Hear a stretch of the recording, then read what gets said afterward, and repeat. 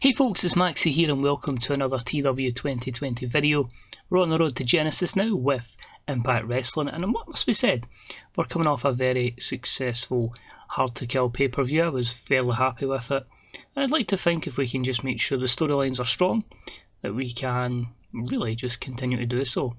I'll be honest, there's a little bit of anxiety of trying to get to medium, and I feel like it will be just making sure we get those good ratings, we get to medium, and then we can maybe relax a bit and go with a bit more story-driven content.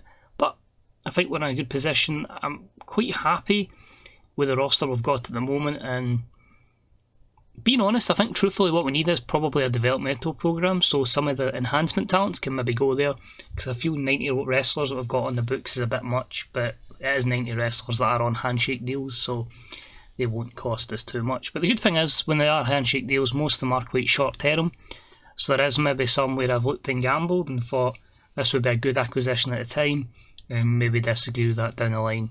Cough cough, Bushy is one of them. But we'll see what happens anyway. We're playing it day by day, so let's just carry on. So this is the first of the 4 tapings on the road to Genesis. Let's do it. Let's see how it goes down.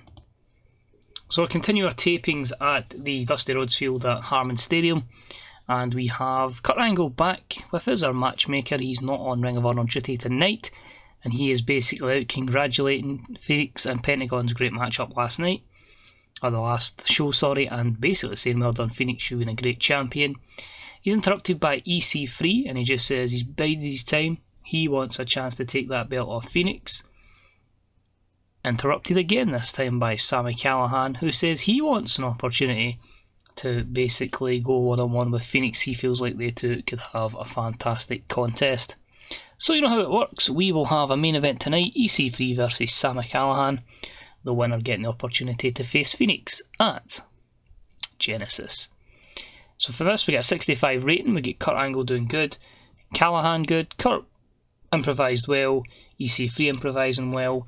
Unfortunately Fenix didn't do well without the script, blame Sami Callihan for that one. But again, Kurt Angle always gives a good rating there, but we should have Ron Dunny on it later on.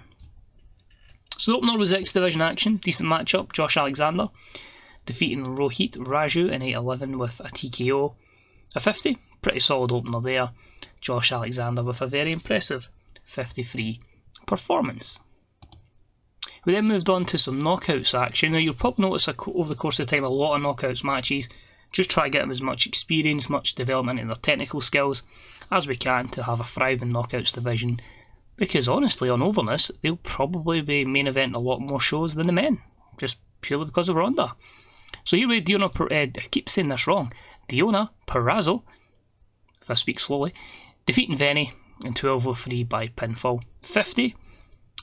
I'm actually surprised by Diona's lack of overness. She's been obviously pushed greatly by myself, but just doesn't seem to get over as much. She's had a few defeats recently.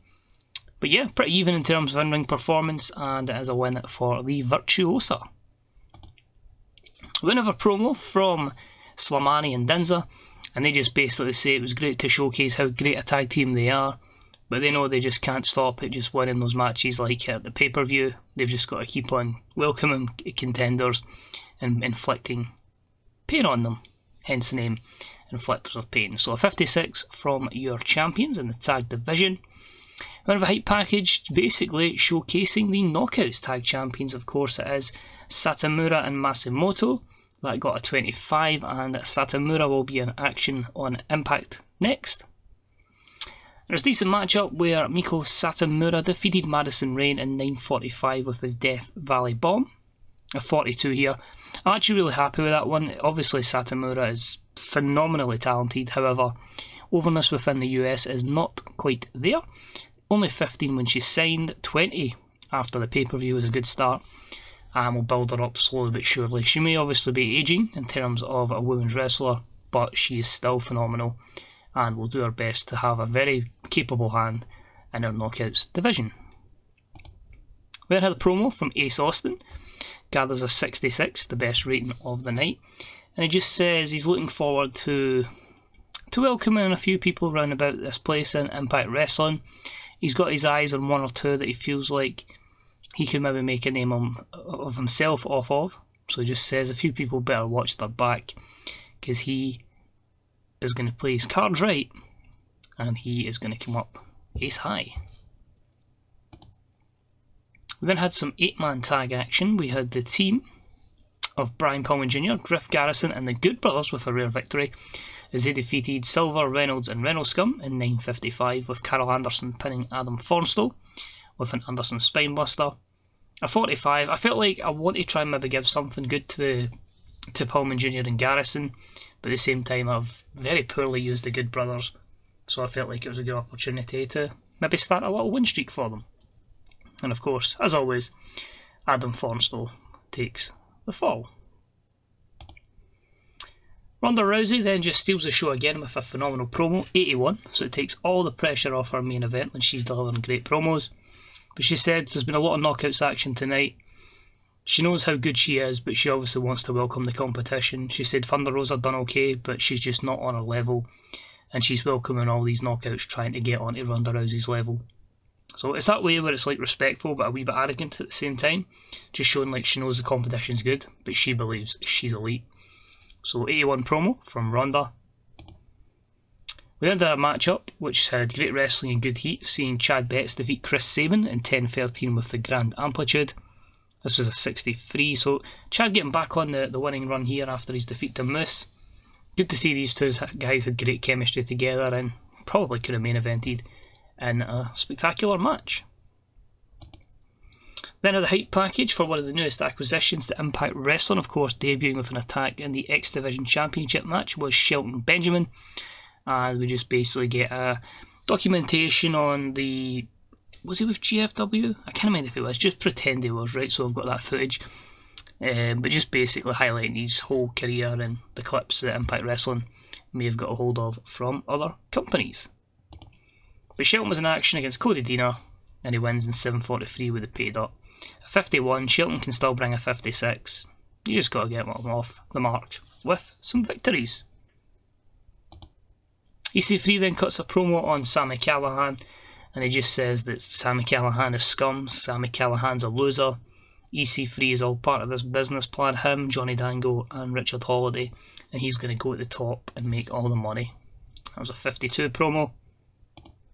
And we finish our show, superb matchup, EC3 picks up the win over Sami Callihan in 13:47 with a sweet meat sizzler. A 60 rated matchup, 61 for Callihan, 58 for EC3. What it doesn't show you... alright, I must have forgot to do it. I don't think I saved it. So the intended finish, which I seem to have not added in, was Sami Callihan to be distracted by Richard Holiday. So the trio of Holiday, Dango and EC3 celebrate as we look forward to Fenix versus EC3 at Genesis. So overall a 62, this is increases our popularity in 56 regions. It's 56 again because we've extended the broadcasting to also include Impact Plus, so we get small gains everywhere, not massive, but we'll take it.